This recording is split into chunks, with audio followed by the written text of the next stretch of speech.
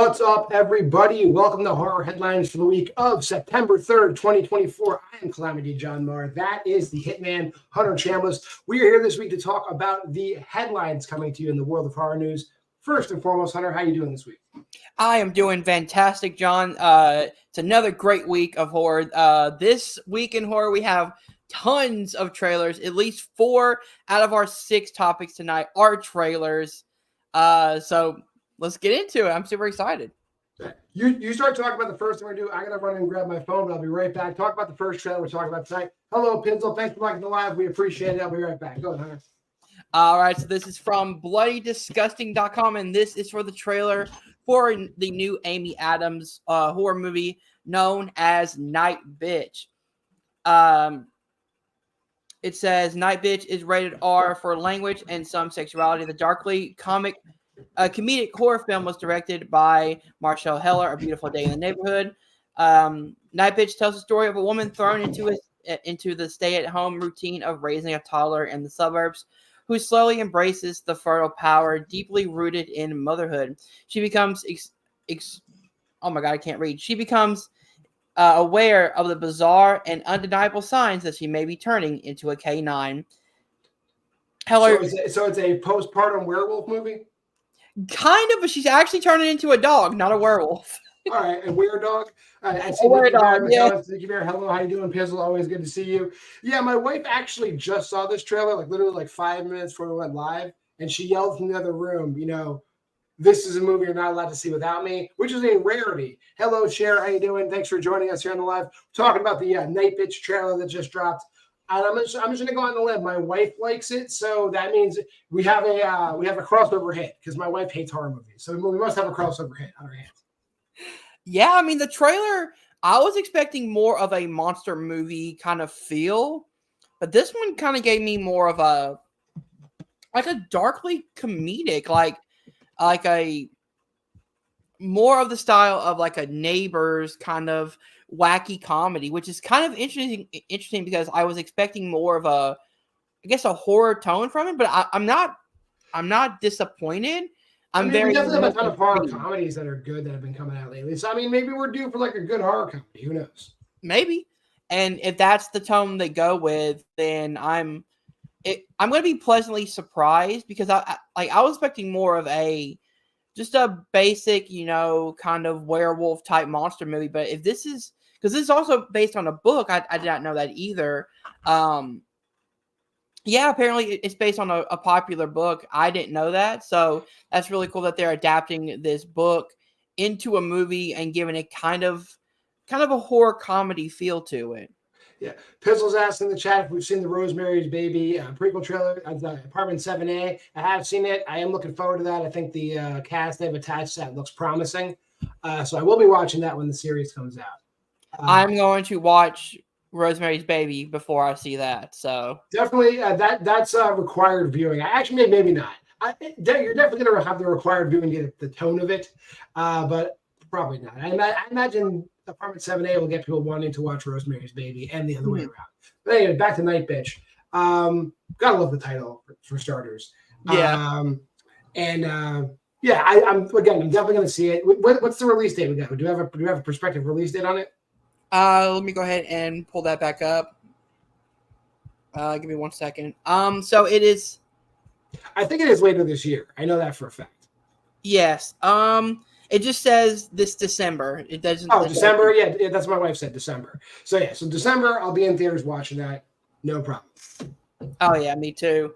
All right, are you ready to move on to our second topic? What's our second topic of the evening? It's another trailer. Smile 2 opens wide and watch the official trailer for Paramount's horror sequel. Naomi Scott leads the cast of the returning director Parker Flynn's upcoming horror sequel, Smile 2, and Paramount has debuted the brand new official trailer this morning. Smile 2 opens wide in theaters October 18th, 2024. In Smile 2, about to embark on a new world tour, global pop sensation Sky Riley begins to experience increasingly terrifying and inexplainable events, overwhelmed by the escalating horrors and the pressures of fame, Sky is forced to face her dark past to regain control of her life before it spirals out of control. So, John, thoughts on the trailer for Smile 2? I've seen the Smile 2 trailer probably about a dozen times so far. I'm going to make the joke I made already. Obviously, I think when we first talked about Smile 2 here, we talked about it maybe like couple months ago. I was like, what are they going to do with Kyle Gallner's character? In the trailer, they kind of show a clip of what happens to Kyle Gallner's character. He obviously, it's not even a spoiler. Obviously, to get from him to the main character of this movie, he has to die. He apparently gets hit by a car. That's what you see in the trailer. Trailer spoiler alert. But I noticed the car that hits him. Oh, Ryan, in the last trailer. Yeah, the car that hits him has New Jersey plates, so like accurate. I believe a Jersey driver would run over a pedestrian in a residential area. So that makes sense. That is true. Being from New Jersey, I can say with full confidence, we do not drive slow. We would hit a pedestrian in a residential area. But yeah, aside from that, yeah, the trailer looks really good. I mean, very stylized movie. Looks like it knows what it is. Like obviously Parker Finn knows what he's doing. It looks like he took the original movie and just kind of like really glammed it up. So like I said, I was going to see it anyway. It was on my top 10 anticipated list for this year. And I really think they're going all out with it. It'll be interesting to see what they do with the story because obviously they painted a very bleak circle in the first movie like it was inescapable. Mm-hmm. So I feel they can play with that maybe a little bit in this movie. So I'm kind of excited to see where they go with it. What do you think, Hunter? So I have a quick question. I wonder if this is the same trailer you saw in theaters or if it's because this one just got released yesterday. Oh, it's a second trailer? Yeah, it's the second trailer. So what happened in this trailer? Kyle Gallner at all? I'll let you know what happens. What happens in this trailer is just more of the stuff with her. There's the big prolonged scene where she's in her apartment and the guy comes in and hits himself in the face with the weight. Yeah, so you have that one. They explain more about who that person is in this trailer. It's a former classmate that she went to high school with. She goes over to his house in the trailer. I'm guessing to do a party or just to see him. And then he comes out, puts the weight to his head, and then it goes more into explaining what this kind of what we already know from the first movie, but it's a guy explaining it to Naomi Scott's character. But I like this tone that they're going with.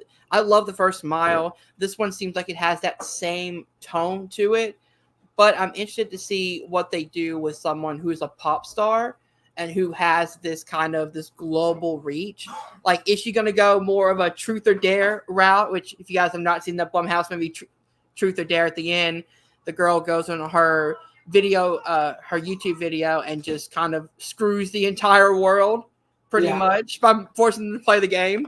I'm not really sure. I mean, the whole Truth or Dare mythos works that way. The Smile mythos doesn't work that way because it's like a one at a time thing. Though you do see a lot of scenes throughout all the trailers at this point. There's the one where she's at the award show. There's the one where she's in the dance recital. There's the one where she's talking like a little fan and she signs her shirt. So they're working it in a bunch of interesting ways, definitely. And I forgot to say before, Sherry, thank you for the lightning. We'll appreciate it. I also wonder, now this is going to be extremely dark if they go this route. But, I mean, these movies have, like, the first one did go to pretty dark places. Yep. There could be a possibility that there is a massive incident that happens that just so happens to get caught on a live stream. Possibly. I mean, I believe it. I mean, like, we're in the modern age where, like, if we've seen a lot of horror movies try to tackle, like, the use of social media, and I can't imagine this movie's going to. You have to imagine a pop star. If your character's a pop star, you're going to be on Instagram, you're going to be on Facebook, you're going to be on TikTok, you're going to be on everything. So that's going to be definitely ingrained in the movie as well, I'd have to imagine. Yeah, so I'm very excited to see what they do with somebody who has that level of fame. Like, is she going to try to get rid of it by kind of expanding it outward, or is she going to like try to protect her fans and then try to keep it internally? Well, I mean, I think we learned through the mythos of the first movie, the only way to get rid of it is to die in front of somebody. So I'm interested as well. We'll see how they get around it. You know, I'm always interested in writing problems if they can get around it. That poses a big writing problem. Oh yeah. I will say this is also in my top 10 most anticipated of the year, only because of how much I love the original Smile last year. But I'm still in the camp that I was previously, but I won't be as stern. I don't know if Smile needed a sequel, but I'm excited to see where they go with the second one. The ending of the first one definitely left it open for a sequel. Don't get me wrong. I mean, it's one of those movies where I guess they could have took it or left it, but they definitely took it. All right, you ready to move on to our third topic? Yeah, what's the third thing we're talking about tonight? We have a exclusive trailer for Peter Pan Neverland Nightmare, the movie inside the Pooniverse, which everyone is excited for, right, John? I mean, at this point, we're all in, aren't we? I mean, I sat and watched Winnie the Pooh, Blood and Honey too, and like I am on record saying like that Jagged Edge has turned a corner after watching all the other dozens of movies they put out and just suffering so long through those movies. Then getting, seeing the original Winnie the Pooh, being like, okay, this is still hot garbage, but that getting enough buzz and enough traction and enough money into that studio to put out Winnie the Pooh, Blood and Honey 2, which also is still garbage, but its toes are touching the line of being an exciting movie. So if they continue this uptick, they're going to start making good movies by accident, and I'm here for it.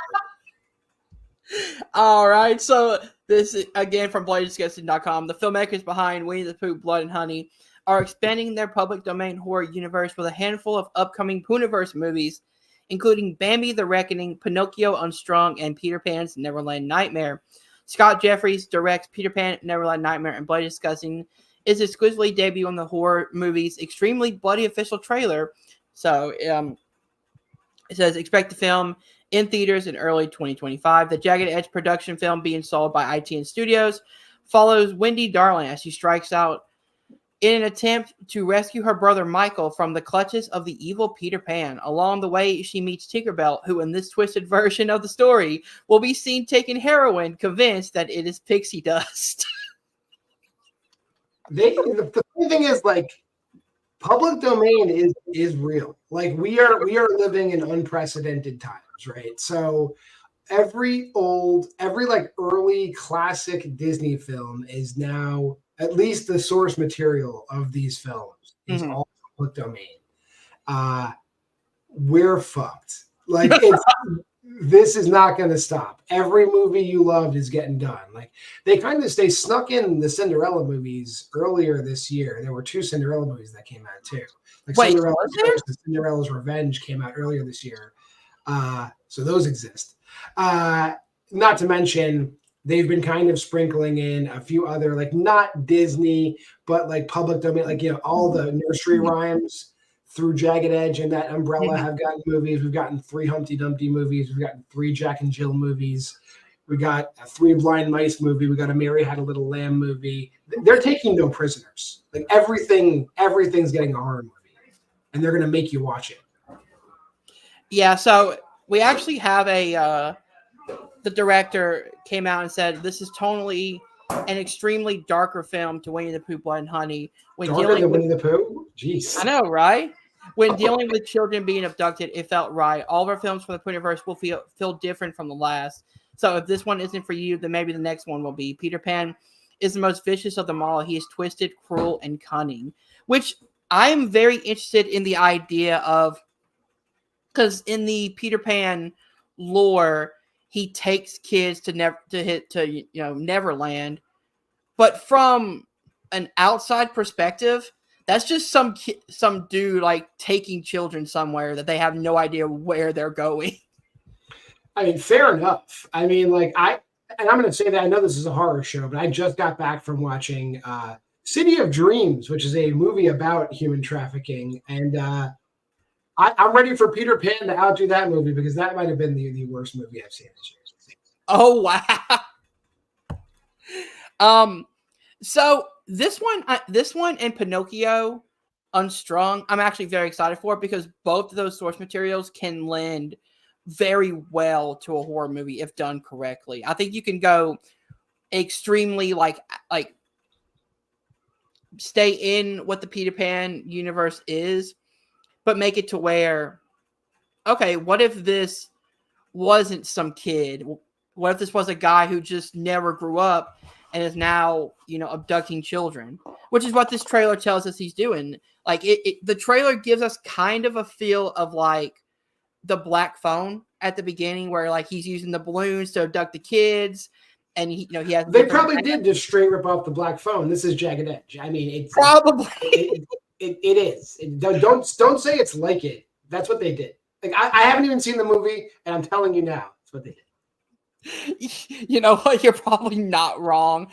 I will say though, there are some interesting like moments in this trailer where like I feel like I could have fun with this type of movie, because they know it's ridiculous. They're not going as super serious as they did with Blood and Honey 1, for example, where everything felt so serious that you can't have fun when it's somebody in a mask. This one, the prosthetics look really good. There are really good like flying effects. They got the money now. They're gonna do it. Really, really good gore effects as well. If you saw Winnie the Pooh Blood 92, they're not that's gonna be like the calling card now for these movies. Like they're in on practical effects. Like it's no more bullshit with the studio. Like they're really giving it, like they're taking it seriously, which on some level is concerning. But so which one of these are you looking forward to the most that we have? I'm going to look forward to them all as they come out. I think Bambi is coming out next. So like I'm anticipating that, because that has to be berserk in scope. So I need to see how they pull this off. And we'll watch the Peter Pan trailer. And I'm already on the roller coaster. I'm already on it. I bought the ticket. So we're going for it. I know a lot of people don't like the idea of taking, childhood characters and turning them into horror. I'm okay with these because, like, one, they're in public domain. You can do whatever you want with them. But two, some of these stories that you claim are Disney movies, they really weren't. They were taken from other fairy tales. And actually, something like a Peter Pan or something like Pinocchio were told as nightmare, scary stories for kids over the bonfire back in the day. So the idea that they're kind of going back to their roots is kind of interesting to me. Yeah, a lot of the Grimm fairy tales, Hans Christian Andersen stuff, dark stuff if you read the source material. So maybe we're undoing the damage that Walt Disney did. But also like something like The Little Mermaid, if you know what that story is, it's not like the Disney movie, folks. They I think there's one where like, was it Ariel gets her feet and it's like swords in her feet, or like daggers that like poke her feet every time she walks. Yeah, she definitely gets messed up in the original story. Mm-hmm. Yeah. So every one of these Disney fairy tales you have seen has a darker version attached to the original story. Right, definitely. So what's the next thing we're talking about? Finally, we're not talking about a trailer. All right. But we do have another one coming up soon. Jurassic World Rebirth is the official title for next year's Jurassic World movie.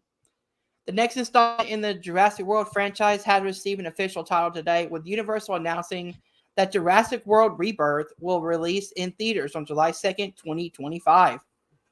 Universal previews this action-packed new chapter sees the team racing to secure DNA samples from the three most colossal creatures across land, sea, and air. The full synopsis was announced today as well. 5 years after the events of Jurassic World Dominion, the planet's ecology has proven largely inhospitable to dinosaurs. Those remaining exist in isolated environments with climates resembling the ones in which they once thrived. The three most colossal creatures within that tropical biosphere holds the key to a drug that will bring a life-saving benefit to mankind. Scarlett Johansson is in the lead, along with Mahershala Ali and Jonathan Bailey. Thoughts on the title for Jurassic World? Title's fine. If Scarlett Johansson and Mahershala Ali in it, it's gonna make a ton of money. Will it make the Mhm. money back they're gonna put into it? I hope it does. I mean, I don't wish any Probably I don't not. wish any ill will on the Jurassic Park franchise. So it remains to be seen if it's good or if it's going to be one of the bad ones. But the pieces feel good. Yeah. I think the title is fine. I think with this title, it does lean me towards thinking that this is going to be probably leading to a reboot of some sort, calling this Rebirth, as in like after this one restarting from fresh, whether it's a remake of Jurassic Park or whether it's going into Jurassic Park, but updating it or something that's going to be, out of the Jurassic World franchise. I don't know if they're necessarily going to remake Jurassic Park, but I mean, they'll just continue with this property for now. I mean, I probably need to revisit the franchise and rewatch all of them. I'm sure there's plenty of directions the story can go in, but it remains to be seen. I'm going to see this movie. Probably by the time it comes out, I'll have seen all the movies again. So. Oh, yeah. So, are you a fan of the Jurassic World movies? I don't dislike them. They're fine. I was never like, oh, I never was a big dinosaur person, but like, I don't hate the Jurassic Park / Jurassic World movies. They're all good. Yeah, I think Fallen Kingdom is actually underrated. I think it has a really fucking great horror suspense opening scene. Where getting off of the island, and you have that one where the girl is in her bedroom and the dinosaurs come in through the window. Mm-hmm. That's a really good like 20-minute opening scene. That's probably all we can say about the Jurassic Park, Jurassic World franchise. What do we got next? All right, let's move on to our last trailer, Screamboat teaser trailer. David Howard Thornton is a killer Steamboat Willie. Again, from BloodyDisgusting.com. The short film that introduced Mickey Mouse to the world, 1928 Steamboat Willie, has entered the public domain this year, and the upcoming Screamboat turns that tale into a nightmare. From the production team behind Terrifier 2 and The Mean One, Screamboat is coming to theaters in 2025 via iconic events releasing with Terrifier, Terrifier 2, and Terrifier 3 star David Howard Thornton playing the film's twisted version of Steamboat Willie. Director Steve Lamont tells the outlet that the film's version of Steamboat Willie is a 100% in-camera practical creature with both a puppet and a costume being used. In Screamboat, a mischievous mouse stalks a group of New Yorkers on a late-night ferry ride, unleashing murderous mayhem on a relaxing commute. Can the ship's motley crew of travelers find a way to stop a killer creature who has developed a taste for tourists? So, thoughts on the trailer for Screamboat? Where to begin? All right. So, obviously, I like David Howard Thornton as Art the Clown. I like him as Art the Clown. I'm being very careful with what I say because I have seen The Mean One. I think he is Art the Clown. I think he's put a lot. I mean, when I saw The Mean One, it's not a bad movie, but he's not Art the Clown. He's just a guy in a Grinch outfit in that movie. He kind of when you put The Mean One in that movie. Yeah, he is the Mean One. He is the Mean One. So when you put a costume on him and you have him be somebody else, I don't know if he feels uncomfortable or if it's just like we're trained to see him as Art the Clown at this point, but it's lacking. And also the plot of this movie feels like Jason Takes Manhattan, doesn't it? It absolutely does. It sounds like Jason Takes Manhattan to me. Yeah. But whatever. And also the Mousetrap beat this movie to release too. So we already have the Mickey Mouse slasher movie that came out already. So a lot going against this movie. Will I see it? Of course I'm going to see it. I'll let you know when it comes out. But really, deck feels stacked against Screamboat. So you're right about the deck being stacked against it, but to me, the one saving grace, and this could be up in the air, is that it's from the producer of the Terrifier films, and I think Terrifier 2 is great. If they can take that version and put it on a boat in one singular location, I think it could be a really fun movie. I'm not gonna say it's gonna be a great movie, but I think it could be a fun, interesting idea. From the producers of means like nothing to me at this point, because Borderlands is from the producer of Hostel and the director of Hostel, and that movie sucks. Wait, Borderlands is an Eli Roth movie? Yeah, Eli Roth directed Borderlands, and it's like if you played the video games, Eli Roth took a nice healthy dump on you. I did not know that. I thought it was somebody completely different directing it. No, that's an Eli Roth joint. But again, I also love David Howard Thornton. I didn't mind him as the mean one. I thought he brought that. He brought an energy that felt like the Jim Carrey version. He does a good job, but he doesn't do a bad job. But like, I think you agree, like he's Art the Clown. Yeah. It's kind of like when Kane Hodder shows up in another movie, and you're like, oh fuck, it's Kane Hodder. It just takes you out of the movie. That's how he is, and that's how David Howard Thornton is to me whenever I see him. It's like, oh shit, it's Art the Clown. I don't know. Like, I think if I didn't know that it was, David Howard Thornton, if I didn't know, like, who Art the Clown was, who the actor was, I don't think I would kind of just see him as Art the Clown. I think because we do a show where we have to know this stuff, it kind of blinds us. Oh, that's David Howard Thornton. That's Kane Hodder. Like, we have to know this stuff. I think general audience. Here's the thing, though, really know it. If you watch The Mean One and you watch Terrifier, especially Terrifier 2, the way he moves around, like the way he walks around, it's very similar. It's very similar. It's like he's got it. So I imagine in Screamboat, you're going to have this Mickey Mouse, Steamboat Willie character walking around like Art the Clown. Like there's no way he doesn't. It's just like when you watch Hatchet. Like when you watch Hatchet and Kane Hodder's in, it's like, oh, he's just a jack. He's a totally jacked, sleeveless Jason Voorhees, like ripping people apart. Like it's the same shit. Yeah. I don't know. I'm very interested to see if this can be better than the last Steamboat Willie horror movie we got, or if it's going to be on the same level. Again, I'll say the same thing I said in the Peter Pan one. I don't care that they're taking, public domain stuff and turning it into horror films. Yeah, that's fine. If they're trying to have fun with it, I think that's the point you and me are trying to say. If they go the route of Blood and Honey 1, where they take it super seriously and boring, and you got people in horrible looking masks, then yeah, I'm gonna hate it. But if you play up how stupid it is, then I can have fun with you being stupid. I think and The Mousetrap that already came out, not a great movie, but they made a point in that movie that it was not Mickey Mouse killing people.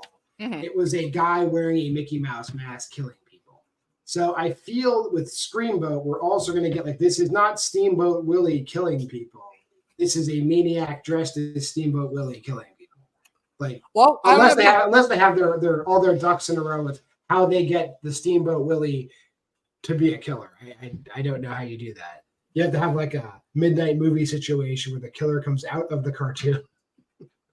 So it says Screamboat will feature a mix of practical creature effects, miniatures, and cutting-edge production to showcase its very mischievous monster slashing its way through a fairy of fear. So I'm wondering if they're actually just going to make him like a coming-to-life mouse. Maybe. Where it's just, hey, we're in this heightened reality where there's a mutated mouse out here that's coming out to slaughter people. Like he's the Teenage Mutant Ninja Turtle. Yes, exactly. All right, I mean, whatever. You go, King. Hey, you know what? If they go that route, I may enjoy the movie a little bit more, actually. All right. Was that the last story, or is there one more? We have one more. What is the final story you think? Alien Romulus just became the highest grossing horror movie of the year. That's going to upset Aaron Brooks, but go ahead. Now, in the third full week of release, Alien Romulus continues hanging around the top spot on the box office charts, second only to Deadpool and Wolverine this past weekend. In the wake of a $42 million opening weekend, the Alien franchise return to the big screen has now secured up to a $90.6 million here in the U.S., with a worldwide total passing of $200 million. Alien Romulus is currently on the road to $300 million. In fact, with Fede Alvarez's directed horror sequel, worldwide total currently sitting at an impressive $285 million in worldwide. That makes Alien Romulus the highest grossing horror movie of the year, officially passing the $261.5 million worldwide of the prequel of Quiet Place Day One. So, thoughts on Alien Romulus becoming the highest grossing horror movie of the year, and can it stick that towards the end of the year? I'm trying to think. Maybe, depending on marketing, maybe Nosferatu makes a run at it. That's what I'm thinking. But that's 300 million is a really good benchmark. I'm really happy that a horror movie is going to get that money. It's good for the Alien franchise, good for Fede, good for horror. I know some people didn't like this movie, but I'm of the mindset that what Fede Alvarez did was create a movie that's accessible to people who are fans and also people who are not fans. And that's very difficult to do. And I think more people need to appreciate that Fede is creating fans, new fans of the franchise. So if you're a fan of the original Alien, don't be offended. His movie will make people watch Alien. Trust me. All right, interesting. I still haven't seen it yet. I am going to go try to see it this weekend. I'm just happy that a horror movie, as you said, is making the type of money it's making, like where it's profitable, because horror is one of my favorite genres. So anytime that I can see a horror movie, racking up, hits and money, especially when it's, again, Rotten Tomatoes wise, Alien Romulus has a high tomato and a high critic score. I don't know yet because I haven't seen it. Maybe I won't like it. I doubt that because I usually like everything. But I'm so glad that it's reaching these benchmarks that a lot of movies or a lot of people thought that horror couldn't do. But the one sleeper hit of the year that I think could beat it potentially is Terrifier 3. I think with the marketing behind we're going to see how many screens it gets. If it gets a wide, if it gets an Alien Romulus level release, it could make a run. But to me, it feels like Terrifier is one of those movies that doesn't get as many screens as it could get. We'll see. I mean, you're right. If it goes wide, there's a shot. Yeah, I didn't think about that. I do think that it's going to get a wide release. I don't think they said it's going to be a limited release. I think they said Terrifier 3 is going to get a full. Well, yeah, limited to me means it's limited. There's films that are released wide, but just aren't at every there's certain movies that are going to be at every single theater no matter where you go. And there's certain movies that feel like they're going to be at every theater, but they're not at every theater. I feel like Terrifier 3 falls into that category where it's getting a wide release, but maybe your 6-screen theater doesn't have Terrifier 3 if a different movie comes out that week, or it gets a very limited run at that theater. So I still think that Damien Leone and the Terrifier franchise kind of has that, has that stigma attached to it where no one's going to believe this movie should be in theaters for a month, especially with it being in theaters unrated. I don't think that they're going to get the full theatrical release. We'll see. I really hope it does. I hope it does well. I hope it's as good as I expect it to be, and I hope it takes off, and that theaters that have the option to keep it. Oh yeah, definitely. But congratulations to Alien Romulus. Man, this year could be great for a lot of different horror directors. We're getting, Fede Alvarez just had a hit with Alien Romulus. Alexander Aja is coming out with Never Let Go, which I'm super excited for. Damien Leone has Terrifier 3. You just got so many different directors coming in and making really good or could make great horror movies, continuing in the year, which is very exciting to see for the genre. Yeah. Well, that'll do it for all the headlines we got going for this week. If anybody has any questions out in the chat, I know we got some people in the chat here on TikTok or elsewhere. Throw your questions in. We'll leave the line open for a little bit. Otherwise, we'll be wrapping up in a few minutes. Like I said, City of Dreams sucks. Don't go see it. later this week, I will be seeing The Front Room. The Front Room is coming out, so we'll be seeing The Front Room. That's the A24 one with Brandy, right? Yes, that's definitely coming out. Oh, dude, I hope my theater has that one because I really want to see it. Yeah, my local one's definitely having it, and so on and so forth. But that's probably the next horror movie I'll be seeing. I also know that something else is coming out, isn't it, this week? Oh, Beetlejuice. Beetlejuice is coming out. So I'll be seeing that too. This week or the next week? That's this week. I'm pretty sure because I think on Thursday it's like 15 showings at my theater. So that will be that. Oh my god, dude! Like, yeah. Yep. Dude, I'm so excited for that movie. It should be really good. And I think it's one of those movies I gotta plan around my wife. So I gotta make sure she goes to see it with me. Otherwise she'll get angry.